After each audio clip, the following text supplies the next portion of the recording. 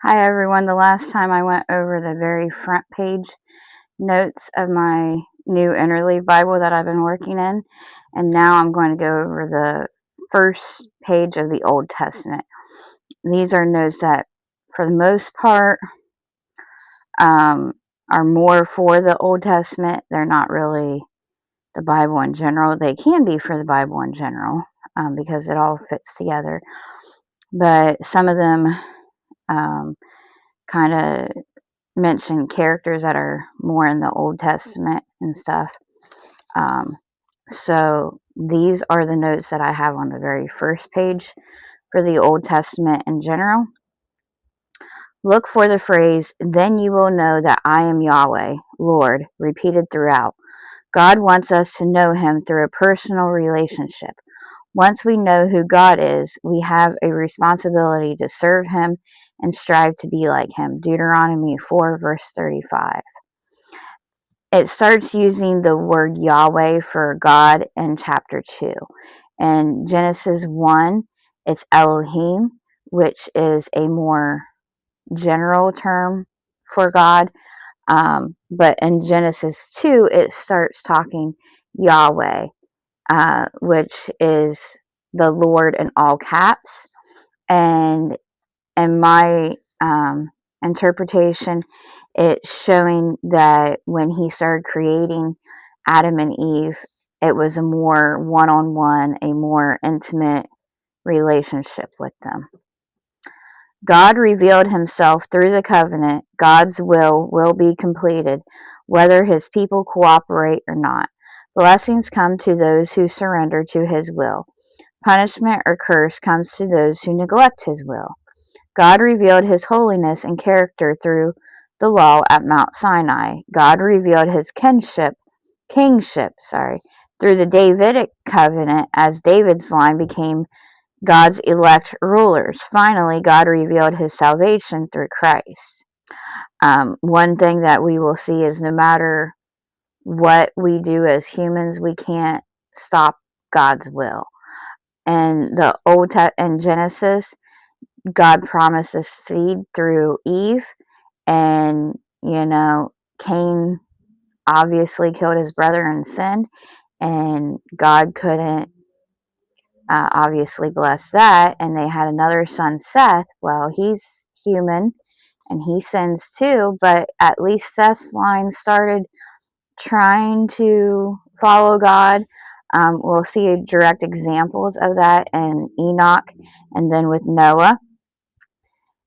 Even Noah, even as soon as he got off the ark, even he sinned.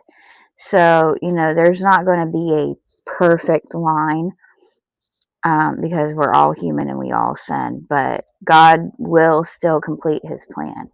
He completed his plan through Israel, through Jesus, and he's going to complete his plan with us when he comes back. Focus on God more than the characters. Abraham, Job, David, etc. Certainly there are characteristics to emulate, but more importantly, each of these narratives reveals something about God. He is Yahweh, the Creator, patient with sinfulness, planned reconciliation. He intends to reveal himself to his fallen creatures. He is the covenant maker and faithful promise keeper. Focusing on the characters in the Bible instead of God is a false security if it only leads to a deeper knowledge of fellow fallen mortals. Following in the footsteps of Abraham's faith only gets us as far as Abraham. Jesus sets the bar higher. Hebrews 12:2 encourages us to fix our eyes on Jesus, the author and perfecter of our faith. So again, like I said, these characters in the Bible, they're still human. They sin. They're not perfect. We want to look for characteristics of God, and we do want to emulate some of the positive characteristics, but also strive higher to be even better. If we go to the New Testament, we should be paying all the attention to Jesus in the Gospels because he is God and he is without sin. So that is who we really need to emulate. But in the Old Testament especially, we need to look for God and Jesus. Here's an example. I'm, like I said, studying in Genesis, and I just recently was reading about the flood, and I've read it several times, but I just never really paid too much attention to like word meanings.